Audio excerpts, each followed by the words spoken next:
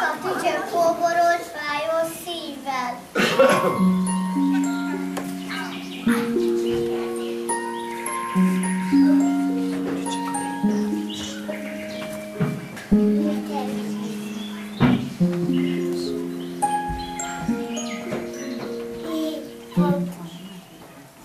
Uram, fia, az ezüst hegedű. Leszakadtak a húrjai, behorpadt az oldala. A tücsök megködöngette a húrjait, és szépen kiegyöngette az oldalát. Kipróbálom.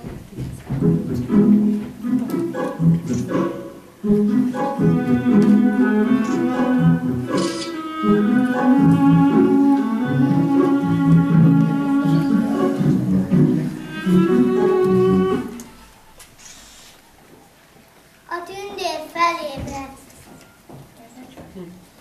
Ez az ezüst hegedű hangja, kimuzsikál rajta ilyen szépen. Közben a májusi szél is felébredt, és együtt indultak megkeresni a zenészt.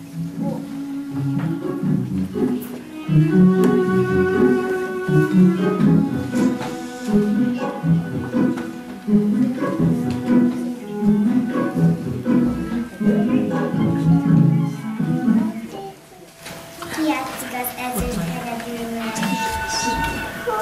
Bocsánatot kérek, én csak megjavítottam és kipróbálom. De most visszaadom.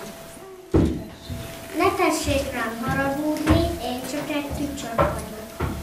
Csodálatos kis hegedűs vagy, nem kell viszont, legyen a tiéd örömmel, de nem csak muzsikálni szeretelnek, nem meg is vagyok. Most pedig hegedűt tovább, este szeretelni máskor.